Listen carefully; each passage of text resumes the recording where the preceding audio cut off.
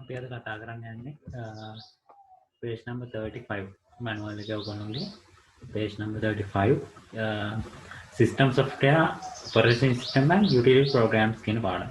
එතකොට මේක වැටෙන්නේ software කියන part එකට මේ පාඩම වැටෙන්නේ software part එකට. අපි කතා කරමු පරිගණක පද්ධතියක් කියන්නේ මොකක්ද කියලා. මම මෙතනින් පටන් ගන්නම්.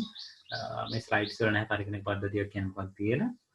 පරිගණක පද්ධතියක් කියන්නේ යම් අරමුණක් ඉටු කරගන්න එක පොදුවේ කටයුතු කරන hardware, software, liveware, firmware.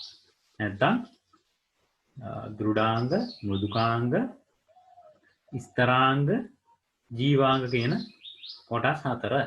එතකොට අපි මෙතනින් කතා කරන්නේ මේ කොටස් හතරින් කතා කරන්නේ software ගැන. අද කතා කරන්නේ software ගැන. hardware ගැන වෙනම පාඩමක් තියෙනවා. ඒක තාම කරේ නැහැ. එතකොට මේ software කියන part එකේ තමයි අපි දැන් ඉන්නේ. software කියන part එක ප්‍රධාන වශයෙන් කොටස් දෙකකට බෙදෙනවා. system software and application software.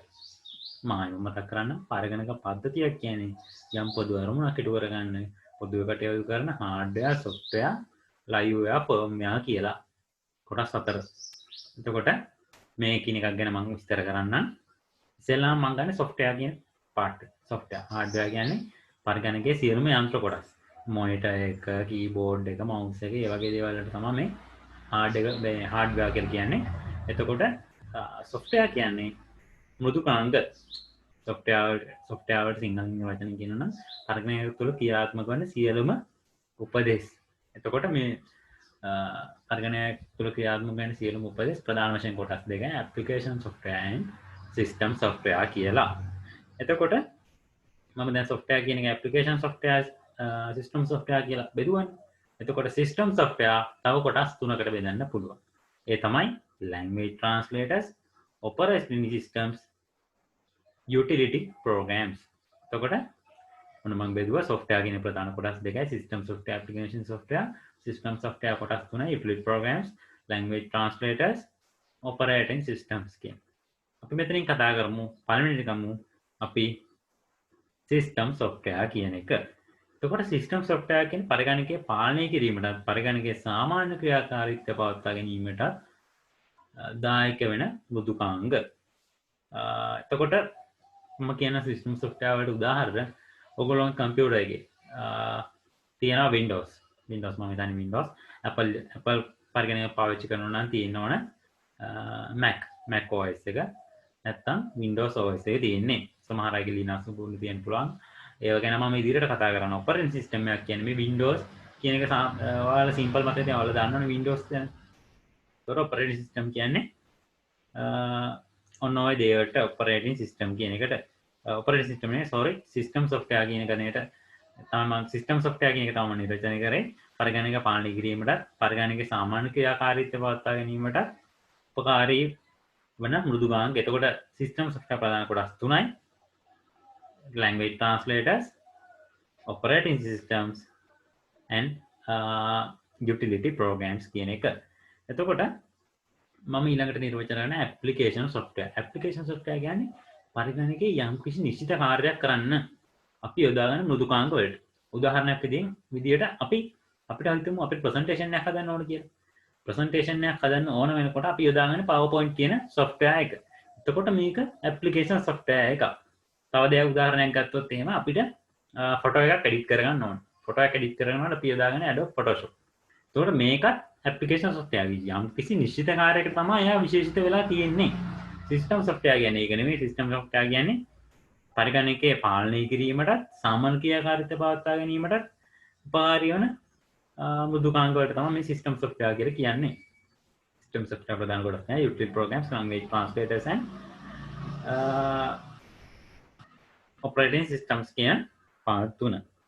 එතකොට මේ application software ගැන කතා කරනකොට application software තමයි දැන් මෙහෙමයි මම ඔයගොල්ලන්ට කියන්නම් එක දෙයක්.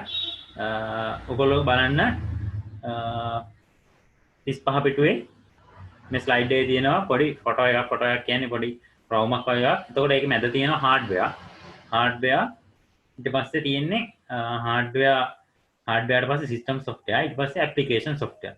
පස්සේ එළියේ තියෙන යූසර්ස් කියන්නේ මේ එළියේ ඉන්න තමා ලයිව් එයා කියන්නේ පරිගණකය පාවිච්චි කරන අයට තමයි කියන්නේ අපි ලයිව් එයා කියන්නේ. එතකොට ඇප්ලිකේෂන් සොෆ්ට්වෙයාර් ගැන මම කිසියම් නිශ්චිත කාර්යයක් කරන්න යොදා ගන්න බුදුකාංග වලට. එතකොට සිස්ටම් සොෆ්ට්වෙයාර් කියන්නේ පරිගණකයේ පාලනය කිරීමටත් සමාන ක්‍රියාකාරීත්ව පවත්වා ගැනීමටත් යොදා ගන්න බුදුකාංග. හાર્ඩ්වෙයාර් කියන්නේ මොනිටර්ස්, කීබෝඩ්, මවුස් කියන ඒවා. එතකොට මේ හાર્ඩ්වෙයාර් වලින් විතරක් අපිට වැඩ ගන්න බෑනේ. හાર્ඩ්වෙයාර් විතරක් තියුණා කියලා අපිට වැඩ ගන්නත් බෑ. ඇප්ලිකේෂන් සොෆ්ට්වෙයාර් තියුණා කියලා වැඩ විතරක් අපිට කරගන්න බෑ කම්පියුටරෙන් කිසිම වෙලාවක ඇප්ලිකේෂන් සොෆ්ට්වෙයාර් වලින් විතරක්. සිස්ටම් සොෆ්ට්වෙයාර් තියලත් බෑ අපිට වැඩ කරගන්න බෑ. ඒකින් හින්දා මේ ඔක්කොම ඕන වෙනවා වැඩ කරන්න. ඔක්කොම තිබුණත් වැඩන්නේ යූසර් කෙනෙක් නැත්තම් පාවිච්චි කරන්නත් බෑ. එතකොට ඔයගොල්ලන්ට පේනවා ඇති මේ හાર્ඩ්වෙයාර් සහ ඇප්ලිකේෂන් සොෆ්ට්වෙයාර් අතර තියෙන සිස්ටම් සොෆ්ට්වෙයාර්. ඒකෝ මේ හાર્ඩ්වෙයාර් සහ ඇප්ලිකේෂන් සොෆ්ට්වෙයාර් සම්බන්ධීකරණය කරන්නේ මේ සිස්ටම් සොෆ්ට්වෙයාර් එකකින්. ඒ කියන්නේ Windows එකකින්. ඔයා PowerPoint එකකින් ප්‍රසන්ටේෂන් එකක් හදනකොට ඒකට අවශ්‍ය පදනම හසුපැලා දෙන්නේ මේ සිස්ටම් සොෆ්ට්වෙයාර් එක. ඔයාලට තේරෙනවා ඇති. එතකොට ඔයගොල්ලන්ට පේනවා ඇති ඊට පස්සේ සිස්ටම් සොෆ්ට්වෙයාර් එක සහ යූසර් අතර ඉන්නේ ඇප්ලිකේෂන් සොෆ්ට්වෙයාර් එක. එතකොට යූසර් ඇප්ලිකේෂන් සොෆ්ට්වෙයාර් එක යූස් කරන්නේ මේ සිස්ටම් සොෆ්ට්වෙයාර් එක මත ඉඳගෙන. ඒක තමයි පදනම සපයනවා සාමාන්‍ය ක්‍රියාකාරීත්වය පවත්වාගෙන යන්න මේ සිස්ටම් සොෆ්ට්වෙයාර් මගින්. හරිද? ඔයගොල්ලන්ට තේරෙනවා ඇති මම කියන්නේ මොකක්ද කියලා. එතකොට ඇප්ලිකේෂන් සොෆ්ට්වෙයාර් සඳහා අවශ්‍ය පරිසර නිර්මාණය කරන සිස්ටම් සොෆ්ට්වෙයාර් වලින්. එතකොට හાર્ඩ්වෙයාර් සොෆ්ට්වෙයාර් දෙකම අත්‍යවශ්‍ය වෙන පරිගණකයේ ක්‍රියාත්මක වෙන්නට. හරි. එතකොට මම ඔයගොල්ලන්ට නිර්වචනය කරා මේ ඇප්ලිකේෂන් පරිගණක පද්ධතියක් කියන්නේ මොකක්ද? ඒකේ ප්‍රධාන කොටස් කියන හાર્ඩ්වෙයාර් සොෆ්ට්වෙයාර් ලයිව් ෆර්ම්වෙයාර් ගැන කියලා දුන්නා. ලයිව් ෆර්ම්වෙයාර් ගැන මම ඉදිරියට කතා කරන්නම්. හાર્ඩ්වෙයාර් ගැන දන්නවා. ඔයගොල්ලෝ සොෆ්ට්වෙයාර් ගැන සොෆ්ට්වෙයාර් කොටස් දෙකයි. සිස්ටම් සොෆ්ට්වෙයාර් සිස්ටම් සොෆ්ට්වෙයාර් ප්‍රධාන කොටස් දෙකයි. Operating system system software and application software software ප්‍රධාන කොටස් දෙකයි. System software and application software. System software ප්‍රධාන කොටස් තුනයි. utility programs, language translators and operating systems. එතකොට application software ප්‍රධාන කොටස් දෙකකට බෙදන්න පුළුවන්. customized application software and ready-made application software. මේක ස්ලයිඩ්ස් වල නෑ. ඔයගොල්ලෝ ලියා ගන්න. මම කියපු ටික ස්ලයිඩ්ස් වල නෑ. මම අතර දෙයක් ඔයගොල්ලන්ට කියලා දුන්නේ. එතකොට software ගැන පරිගණකයක් තුළ ක්‍රියාත්මක වන සියලුම උපදේශ ඒවා අත්පෘෂ්ටයි. ඒ වගේම පරිගණක භාෂාවකින් තමයි ඒවා ලියලා තියෙන්නේ. එතකොට මේ software packages විදිහට දාලා ගන්නත් පුළුවන්. individual software විදිහට අපිට download කරගන්නත් පුළුවන්. software packages කියන්නේ software suite එකක් කියලා අපි කියන්නේ. software package එකක් කියන්නේ ඔයගොල්ලෝ දන්නවා ඇති ඔයගොල්ලන්ට හම්බ වෙනවා Office 365 account එක. එතකොට ඒකේ software package එකනේ තියෙන්නේ web based software package එක. ඒක Outlook එකේ තියෙනවා, OneDrive එකේ තියෙනවා, PowerPoint web based PowerPoint තියෙනවා, web based Excel තියෙනවා. මේක PowerPoint එක package එක. එතකොට අපි Adobe Photoshop කියන software විතරක් ගත්තොත් එහෙම ඒක එක software විතර. හැබැයි අර software bundle එක ඇතුලේ කොට software තියෙනවා. මේක තමයි packages විදිහට බලා ගන්න පුළුවන් software. ඒ වගේම individual විදිහට බලා ගන්න පුළුවන්. ඔයගොල්ලෝ මේක order එකක් විදිහට හිතා මතක තියාගන්න. පරිගණක පද්ධතියක කොටස් මොනවද? එතකොට ඒක එකක් බෙදන්නේ කොහොමද කියලා ඔයගොල්ලෝ mind map එක ගහගෙන මම නම් ගහගෙන තියෙන mind map එකක් ඔයාලත් ඒ විදිහට ගහ ගන්න mind map එක. එතකොට මේක ගැන මෙච්චර කතා කරන්න තියෙන අපි ඊළඟ slide එකට යන ඊළඟ පිටුව 36 පිටුවට. හරි 36 පිටුවේ පස්වෙනි slide එක the operating system. එතකොට මම කිව්වා ඔයගොල්ලන්ට software ගැන කතා කරන software ප්‍රධාන කොටස් දෙක system software and application software. System software ප්‍රධාන කොටස් දෙකයි තුනයි utility programs, operating systems and language translators කියලා. ඒ තුنين අපි කතා කරන operating systems කියන්නේ. operating systems කියන්නේ පරිගණකයේ ඔයගොල්ලෝ බලන්න මේ පළවෙනි point එක a computer's operating system is a collection of programs that manage and coordinate the activities taking place within the computer, and it is the most critical piece of software installed on the computer. ඒ කියන්නේ මේ computer එකෙන් මේ system software එකෙන් කරන්නේ operating system එකෙන් කරන්නේ පරිගණකයේ අනිත් සියලුම programs manage කරුණාකරණය සහ coordinate සම්බන්ධීකරණය තමයි මේ operating system එකෙන් කරන්නේ. මම ඔයගොල්ලන්ට කලින් කියලා දුන්නා මේ system software එකයි user එකයි සම්බන්ධ කරන්නේ මේ application software එක. ඒ වගේම application software සහ hardware සම්බන්ධ කරන්නේ මේ system software එක කියලා. එතකොට මේ coordination කියන්නේ ඒකට. එතකොට තව කතා කරනවා නම් සියලුම පාලන කටයුතු කරන්නේ මේ operating system එකෙන්. ඒගොල්ලන්ට මම ඔයගොල්ලන්ට ඉදිරියට කියලා දෙන්නම් මොනවද මේ ඔපරේටින් සිස්ටම් එකෙන් කරන කාර්යයන් කියලා. එතකොට ඔයගොල්ලන්ට තේරෙයි මේක ඔපරේටින් සිස්ටම් කියන්නේ මොකක්ද කියලා. ඔපරේටින් සිස්ටම් එකේ උදාහරණ තමයි Windows Windows 8 තියෙන, Windows 7 තියෙන, Windows 10 තියෙන. එතකොට Apple user කෙනෙක් නම් Mac OS එක තියෙනවා. මේ වගේ දේවල් තමයි තියෙන්නේ. එතකොට ඔයගොල්ලන්ට කියලා දෙන්නම් සියලුම පාලන කටයුතු වෙන්නේ මේ OS එකෙන්. එතකොට හાર્ඩ්වෙයාර් සහ සොෆ්ට්වෙයාර් පාලනය හා සම්බන්ධීකරණය කරන්නත් මේ ඔපරේටින් සිස්ටම් එකෙන්.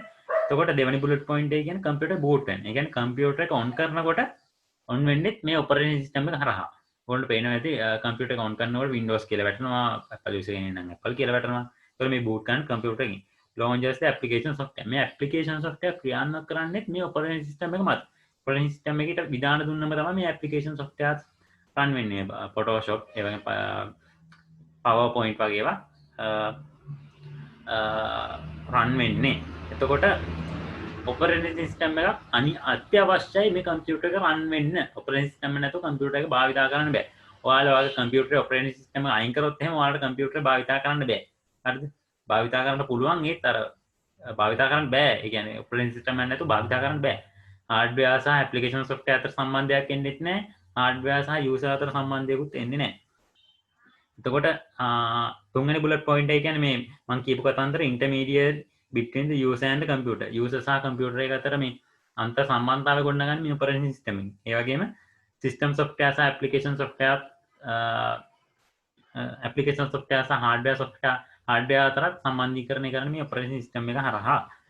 එතකොට අපිට මේ operating system එකේ ඕගොල්ලෝ computer එකේ my computer ගිහිල්ලා right click කරලා properties ගියොත් එහෙනම් ඕගොල්ලෝ computer capacity එක, ඒ කියන්නේ RAM එක, ස්පීඩ් එක සේරම බලා ගන්න පුළුවන්. එතකොට මේ ඒවා ඔක්කොම පෙන්වන්නේ මේ ඔපරේටින් සිස්ටම් එක හරහා. දැන් අපි කතා කරගෙන යන්නේ ඔපරේටින් සිස්ටම් එකේ වෙන කාර්යයන් පිළිබඳව. 7 වෙනි ස්ලයිඩ් එක. එතකොට මම ඔයගොල්ලන්ට කියලා දෙන්නම් මොකද්ද වෙන්නේ කියලා. මෙතනින් මේ ටික මේ ස්ලයිඩ් එකේ තියෙන ටික මම කියලා දීලා මම කතා කරන ප්‍රධාන කැටගරි 6ක් ගැන මේ සිස්ටම් මේ 6කට බෙදන්න පුළුවන් කොහොමද ඔපරේටින් සිස්ටම් මේකින් වෙන වැඩ ටික කියලා. ඒතකොට මම පළවෙනි එක තමයි interfacing with users. Interfacing with users කියන්නේ මෙහෙමයි. user එක communicate කරන්න පුළුවන් මේ ඔපරේටින් සිස්ටම් එකට. වර්තමානයේ බොහෝ ඔපරේටින් සිස්ටම් වලින් ලබා දෙන්නේ GUI කියන graphical user interface එක. ඒ කියන්නේ ඔයගොල්ලන්ට mouse pointers තියෙනවා, icons තියෙනවා. එතකොට mouse pointer එක හරියට කරලා object select කරන්න පුළුවන්. මේකට තමයි graphical user interface කියන්නේ. ඒතකොට graphics හරහා තමයි මේක වෙන්නේ. හැබැයි මේ third generation computer generations ගැන කතා කරනකොට මේ fourth generation එකේ තමයි මේ GUI කියන system එක graphical user interface එක ආවේ. mouse එක, එතකොට මේ icons මේ වගේ දේවල් ආවේ. එතකොට මේ GUI එකෙන් graphical user interface එක ඇත්තටම computer එක use කරන්න ලේසි. එතකොට third generation එකට උඩ third generation එකයි second generation first generation එක තුනම use කරන මේ command line interface කියලා. අපිට දැන් අපි double click කරනවා කියමු. ගිහිල්ලා my computer වල CLI එක නැත්නම් command line interface එකේදී එහෙම කරන්න බෑ. අපිට coding තමයි use කරන්න ඕන. දැන් අපිට my computer use on කරන්න ඕන නම් my computer එක type කරා යම් කිසි code එකක් තියෙනවා open කියලා type කරලා enter කරාට පස්සේ තමයි my computer කියන එක open වෙන්නේ. එතකොට ඒක හරි අමාරුයි. හැබැයි මේ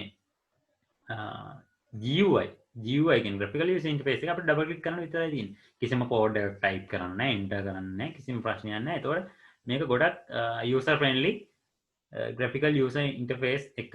එතකොට මම කිව්වා interfacing with users කියලා.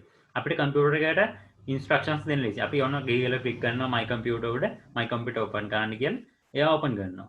හැබැයි my computer එක මොකක් හරි error එකක් තියලා open වෙන්නේ නැත්නම් එයාලා අපිට error කියලා මේ message එකක් එනවා. එතකොට computer අපිත් එක්ක communicate කරන අපි computer එකත් එක්ක communicate කරනවා. මේක තමයි interfacing with users කියලා කියන්නේ.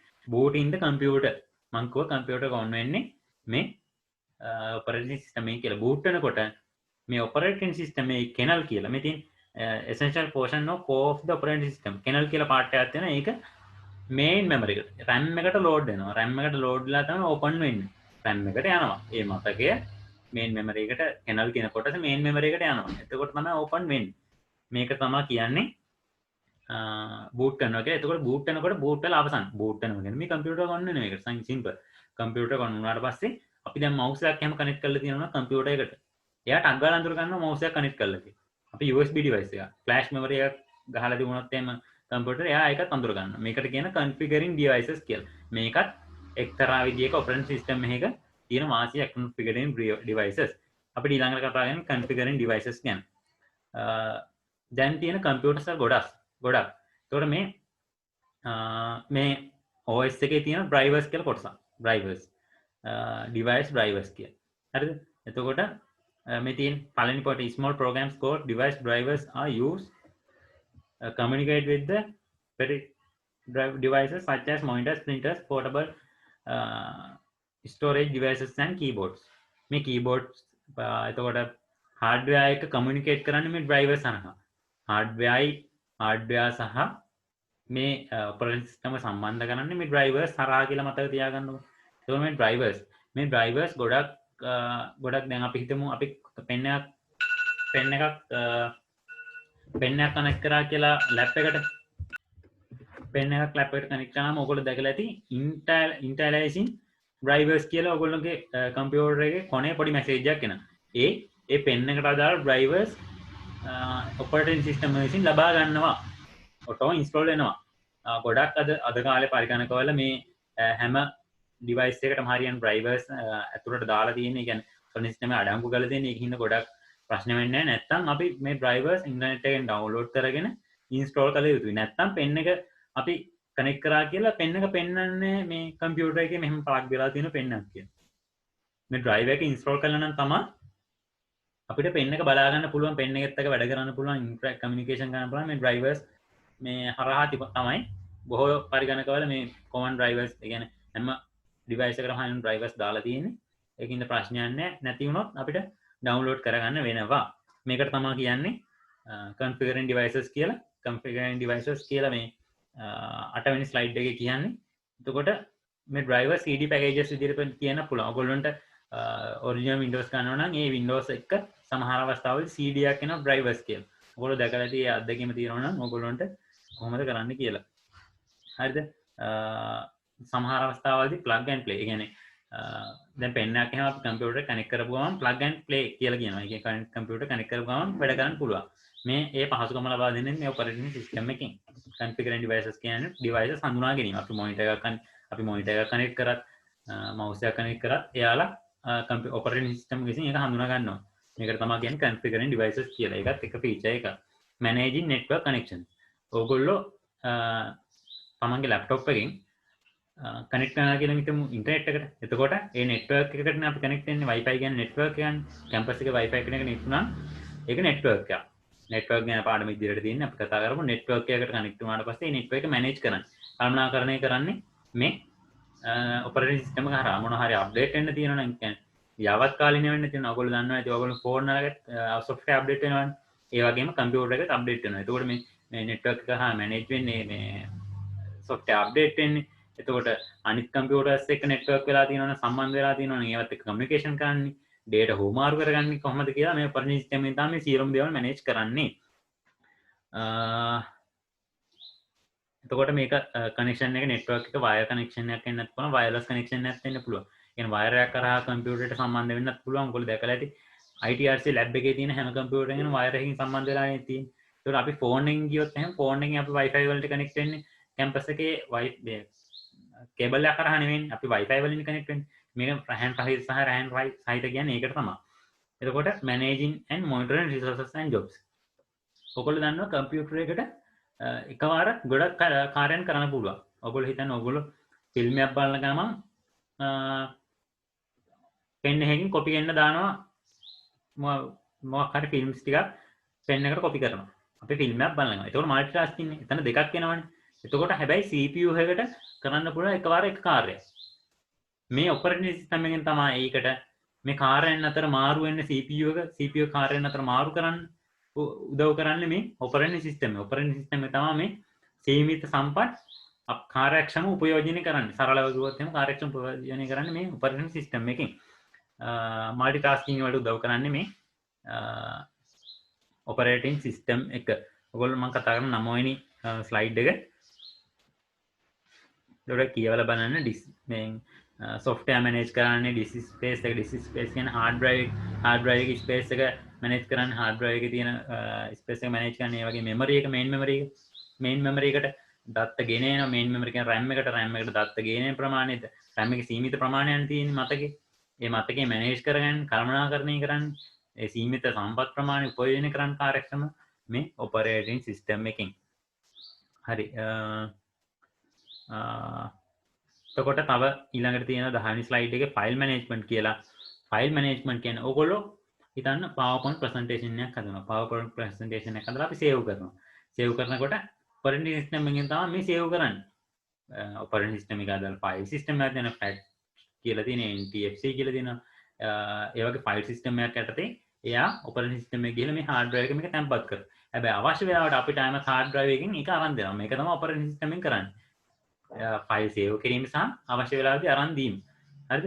එතකොට අවශ්‍ය අවස්ථාවදී RAM එකට කියන්නේ සැනලි මතකයට නෙමෙයි random access memory එකට ගේන්න පුළුවන් ගේනවනේ. දැන් අපි ගේම් එකක් play කරනකොට ගේම් එකේ ගොඩක් data RAM එකට ඇදලා අරගෙන ඒක තියාගෙන තමයි මේ අපි play කරන්නේ. main memory එක memory පාඩම මම ඉදිරියට කරන්නම් එක තම කරේ නැහැ. ඊළඟට තමයි security කියන්නේ දැන් කොල්ල දන්නවා ඔයාලා කම්පියුටර් එකට හැක්ස් එන්න පුළුවන්. කම්පියුටර් හැක්ස් එන්න පුළුවන්, වෛරස් එන්න පුළුවන්. නැත්නම් අපේ දන්නේ නැති කෙනෙක් ඇවිල්ලා අපේ කම්පියුටර් එක පාස්වර්ඩ් ගහලා අතුලට ගිහිල්ලා අපේ පර්සනල් data ගන්න පුළුවන්.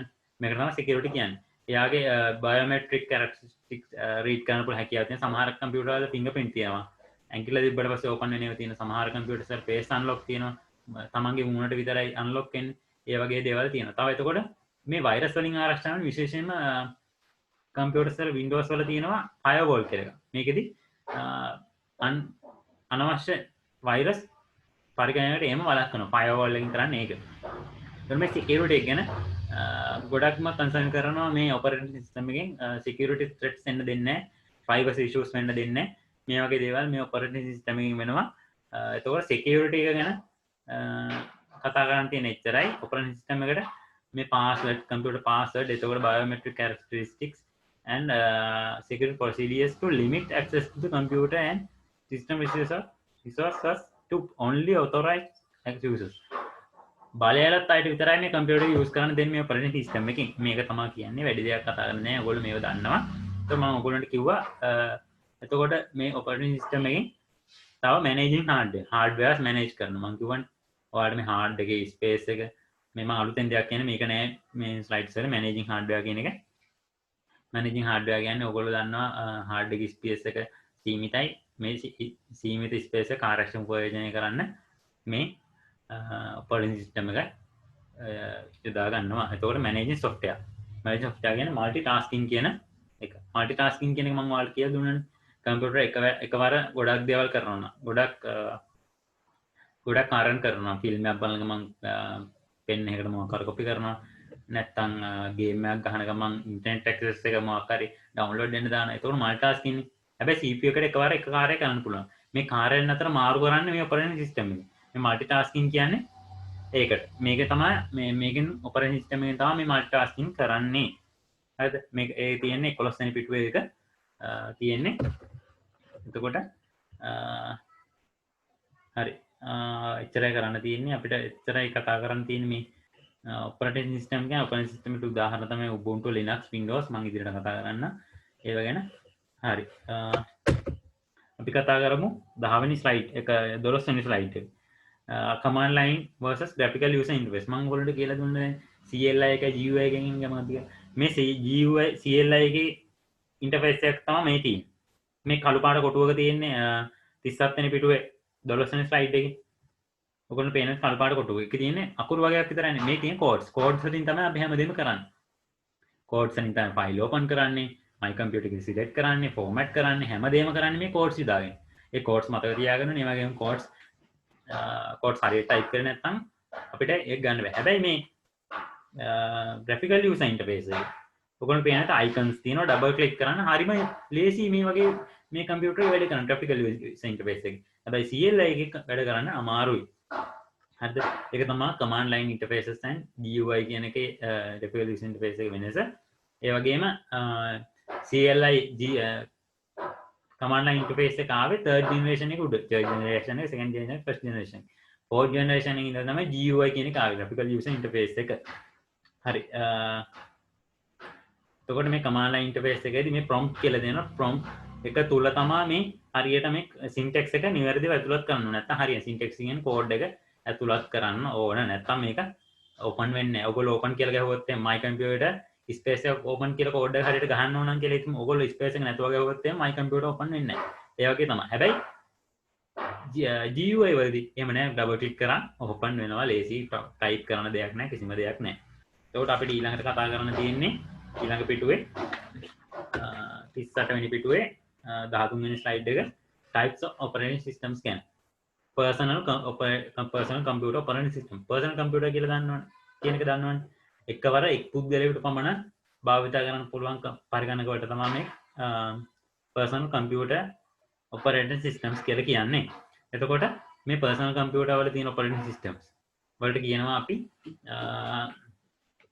personal computer operating systems කියලා. එතකොට එක්වර එක්කෙනෙකුට විතරයි පාවිච්චි කරන්න පුළුවන් මේ operating systems. හරි. අපි කියලා බලමු operating systems used with personal computers are typically referred to as personal operating systems. වැඩි දෙයක් කියන්න නැහැ. මේවට උදාහරණ තමයි සාමාන්‍ය Windows. දැන් අපි මම මේ laptop එකෙත් use කරන්නේ මම personal computer ගන්න laptop එක කියන්නේ ඒකෙත් use කරන්නේ Windows. එතකොට මේක Windows කියන එක ගොඩක් personal computer operating system එක. එතකොට Apple user කෙනෙක් කියලා හිතමු Apple computer එකක් use කරනවා කියලා හිතමු. එයා use කරන්නේ Mac OS එක. ඒකත් personal operating system එකක්. server operating system. servers ගැන මම ඔයගොල්ලන්ට ඉදිරියට කියලා දෙන්නම්. computer network නේ දැනට මතක තියාගන්න. හිතමු ඔයාලා දන්නවා ඇති mid range servers. එතකොට super computers. හිතන්න ඔයගොල්ලොන්ගේ අපේ campus එකේ ඔක්කොම data ටික set එකතු කරලා තියෙන data කියන්නේ හැම ළමයෙක්ගේම හැම subject එකේ හැම තැනකම data හැම පොඩි data එකම එකතු කරලා අපි data servers කියලා හිතමු. data servers කියලා super computer එක upload කරලා තියෙන කියලා හිතමු. මේ super computers එක අනිත් computer සේරම සම්බන්ධයි කියලා හිතමු campus එකේ තියෙන. එතකොට මේ super computer එක ඇතුළට අපි ඇතුළත් කරන්න බෑ මේ personal computer operating system එක. එතකොට වැඩ කරන්නේ මේකට ඇතුළත් කරන්න ඕන server operating system එක. server වලට හරියන්න. server computer network ඔයගොල්ලෝ දන්නවා ඇති දැන් අපේ ITRs එකේ අපේ lecturer ට පුළුවන් අපේ හැම computer එකකම නිරීක්ෂණය කරන මේ වගේ හැම computer එකක් පාලනය කරන්න. එතකොට lecturer ගාව තියෙන computer එක තමයි server computer එක. අපේ ගාව තියෙන computer එක තමයි thin client කියලා කියන්නේ. එතකොට අපේ computers වල තියෙන්නේ personal operating system එක වෙන්න පුළුවන්. හැබැයි අර lecturer ගාව තියෙන computer එක අපේ හැම computer එකම පාලනය කරන්න පුළුවන්. එතකොට ඒක computer network කියන්නේ. එතකොට එයා ගාව තියෙන්නේ ඒ computer එකේ තියෙන්නේ server operating system එක. mobile operating system ඊළඟට තියෙන්නේ mobile operating systems ගැන ඔයගොල්ලෝ දන්න phone එකේ තියෙන operating systems. දැන් Samsung user කෙනෙක් නම් තියෙන්නේ Android එකක්.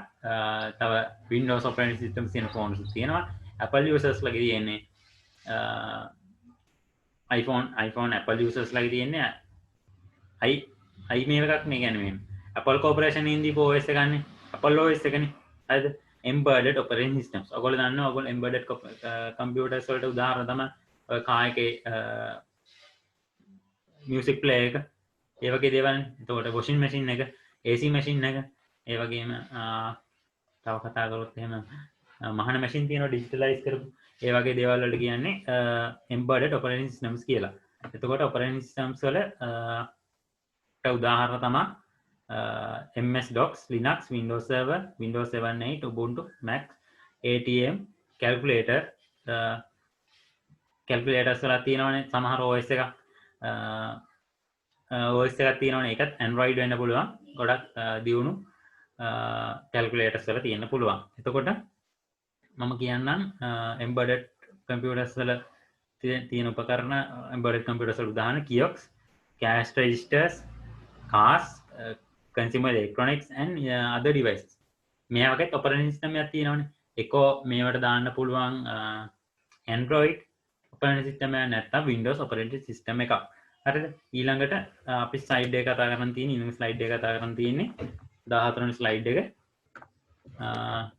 14 වෙනි ස්ලයිඩ් එක කතා කරන්න තියෙන්නේ ඔපරේටින් සිස්ටම් එකක් මම කියන්නම් මේක සරලව ඔපරේටින් සිස්ටම් එකක් අපි කම්පියුටර් එකට දාන්න කලින් හරිද කම්පියුටර් එකට සපෝට් කරන ඔපරේටින් සිස්ටම් එක මොකක්ද කියලා අපි තෝරගන්නවා මේ කම්පියුටර්ස් වල තියෙන 32 bit processors තියෙනවා CPUs තියෙනවා 32 bits processors තියෙනවා 64 bit processors තියෙනවා එතකොට අපි 32 bit processor එකට ඇතුළත් කරන්න ඕන 32 bit operating system එක 64 bit processor එකට අපි ඇතුළත් කරන්න ඕන කම්පියුටර් එක ඇතුළත් කරන්න ඕන 64 bit operating system එක. ඒකට තමයි ඒක effective.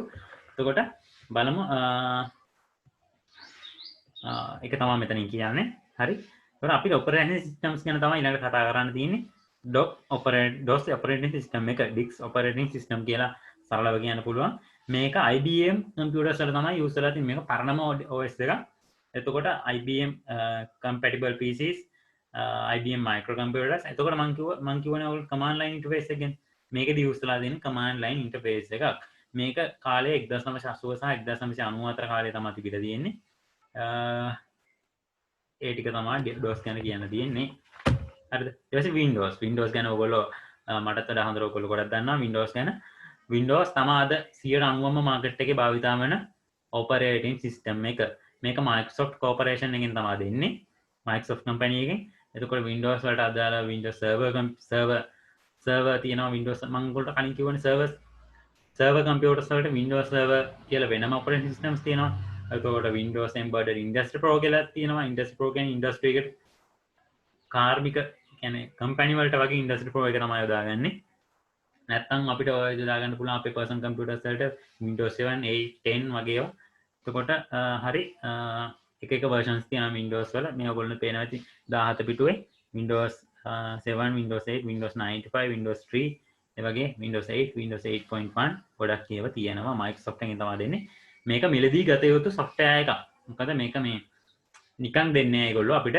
මිලදී ගත යුතු software බොහෝ දුරට මේ ලංකාවේ නම් මේක හොරට තමයි යොදාගන්නේ ලංකාවේ වගේ නීතියක් නැහැ මේක හොරට යොදා ගන්න දොස්තරෙන් දඬුවමක් ලබන්න හැබැයි මේක පිටරටවල් වල නම් අනිවාර්යයෙන්ම මිලදීගෙන තමයි කම්පියුටර් ඉන්ස්ටෝල් කරන්න ඕන නැතුව ඉන්ස්ටෝල් කරන්න තහනම් ඒ වගේම සමහර කම්පියුටර්ස් වල මේක මේ OS දාලා මේවන ඔරිජිනල් OS දාලා එනවා මේ Windows 10 වගේ ඒවා තමයි දැන් අලුතෙන්ම එන කම්පියුටර්ස් වල දාලා එවන්නේ එතකොට හරි ඊළඟට කතා කරන්නේ Mac OS එක Mac OS එක හදලා තියෙන්නේ Unix කියන operating system එක බේස් කරලා එතකොට මේක Apple users ලාගෙන Apple computers වලනේ මේක යොදාගන්නේ Apple computers වල විතරයි මේ Mac OS එක යොදා ගන්න පුළුවන් Mac OS එක යොදා ගන්න පුළුවන් Apple computers Apple products වලට විතරයි ඒක මතක තියාගන්න Unix based කරන තමයි කරන්නේ මේ software එකට මේ operating system එකට ගෙවන්න ඕන ඊළඟට ප්‍රධානම ඊළඟට වැදගත්ම එකක් තමයි Linux කියන එක Linux කියන්නේ මේක අපිට අවශ්‍ය විදිහට මේ Linux කියන එක reassemble කරන්න පුළුවන් එතකොට මේක open source software එකක් මේක නිකන් දෙන්නේ මේක ගෙවන්න ඕනේ අපි modify කරන්න පුළුවන් මේ software එක මෙතකොට මේ මේක මම කොහොම modify කරන්න පුළුවන් කියලා modify කරලා Tamanට අවශ්‍ය විදිහට customize කරගන්න පුළුවන් එතකොට ඔයගොල්ලෝ අහලා ඉතින් හන්තාන Linux කියන එක එතකොට මේ Linux පදනම් කරගෙන තමයි මේව හදලා තියෙන්නේ ඔයාලට තේරෙනවා ඉතින් open source කියන්නේ ඒගොල්ලෝ අපිට edit කරගන්න දෙනවා Tamanට අවශ්‍ය විදිහට Tamanගේ operating system එක හදාගන්න දෙනවා මේ Linux කියන්නේ මේ Linux distributions කියන එකේ මේගොල්ලෝ මේ පොඩ්ඩක් මතක තියාගන්න පොඩි දේවල් ටිකක් තියෙනවා මෙතන ඔයගොල්ලෝ බලා ගන්න මේ 20 slide එකේ හරිද Linux පාදක කරගෙන Ubuntu operating system එක නිපදවා ඇත Linux පදනම් කරගෙන තමයි ඔය Ubuntu කියලා software එකක් තියෙන්නේ Ubuntu හදලා තියෙන්නේ මේ Linux කියන software එක භාවිතා කරලා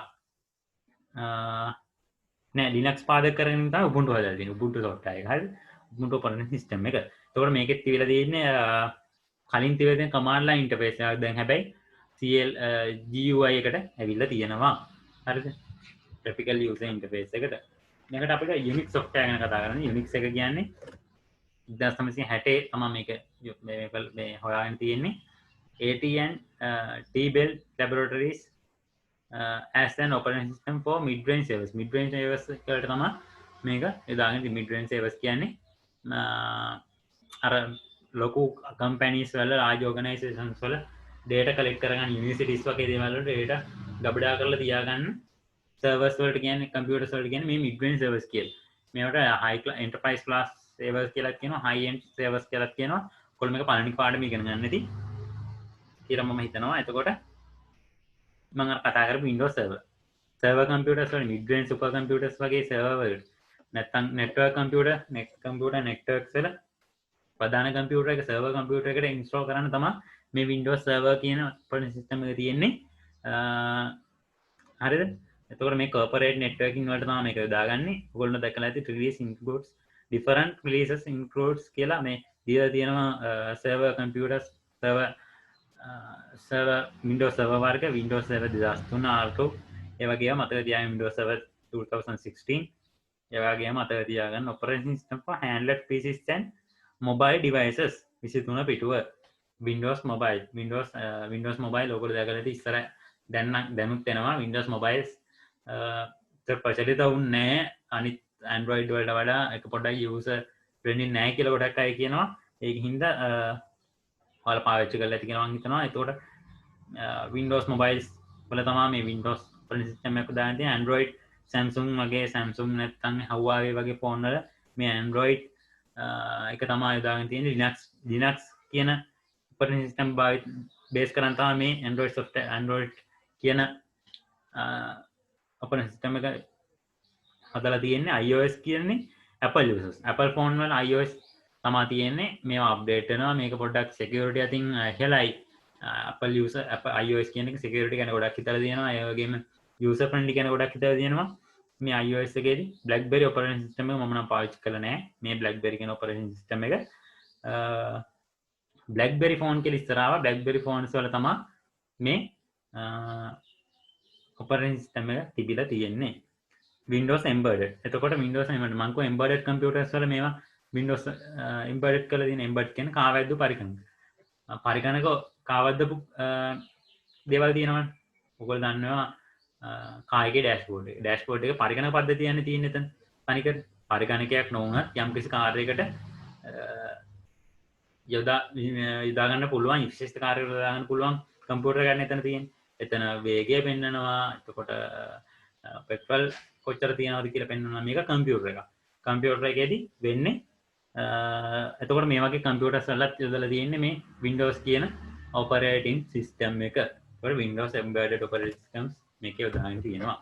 එතකොට මම කිව්වා ඔයගොල්ලන්ට මුලදීම කිව්වා operating systems software කියන කොටස් දෙකයි ප්‍රධාන system software and application softwares කියන එක. එතකොට system software ප්‍රධාන කොටස් තුනයි.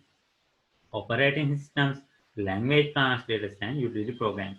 Utility programs කියන එක තමයි මම දැන් විවචනය කරන්න යන්නේ. utility programs කියන කියන්නේ 25 පිටුව පරිගණකයේ පහසුවෙන් වැඩ කළ හැකි පරිසරයක් නිර්මාණය කිරීම සඳහා මෙහෙයුම් පද්ධතියට අමතරව භාවිතා වන වෙනත් මෘදුකාංග. හරිද?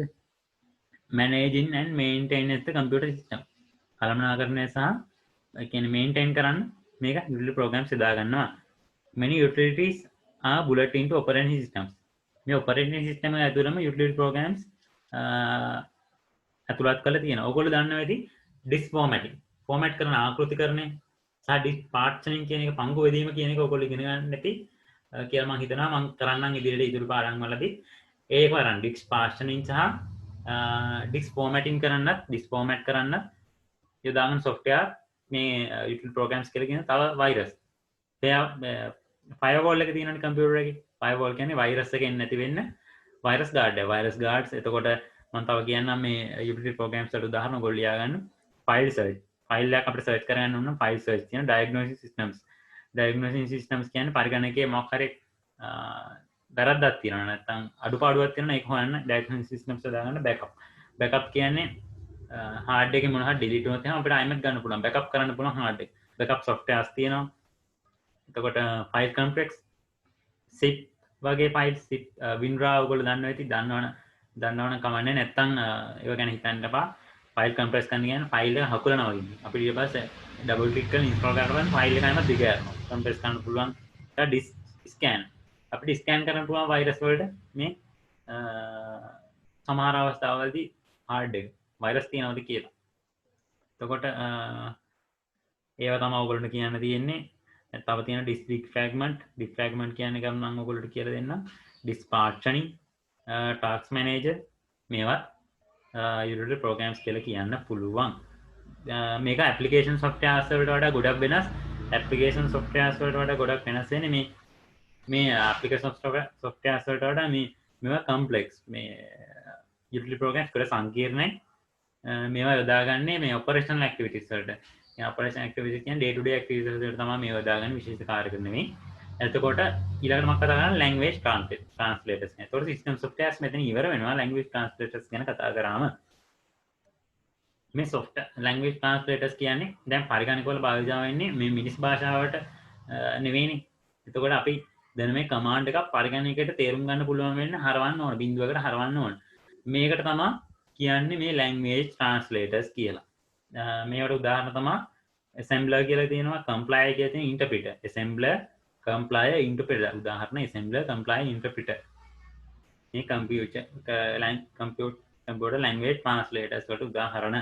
එතකොට මම අයිමත් කියනවා මේ software නිර්මාණය වෙලා තියෙන මේ උපදේශ සමූහයක එකතු වෙන්නේ. ඒතර මේ උපදේශ මිනිස් භාෂාවට ගොඩක් සමානයි කියමු. සමාන උසස් භාෂාවෙන් මේ හැදිලා තියෙන්නේ මේ softwares කියන ඒවා. ඒකට මේ අපි දෙන කමාන්ඩ් පරිගණකයට තේරුම් ගන්න වෙන්නේ බිඳුව එක කියන එක. මේ බිඳුවකට හරවන්න ඉදාගන්න මේ language translators කියන එක. ඒතකොට language translator උදාහරණ තමයි assembler, compiler, interpreter කියන තුන. හරි. මෙතනින් මේ පාඩම ඉවරයි. system software කියන පාඩම ඉවරයි. එතකොට අපිට ඊළඟට කතා කරලා තියෙන්නේ ඊළඟ පාඩම application software කියන පාඩම. හරි. මේ පාඩම ඉවරයි. ඊළඟ පාඩමෙන්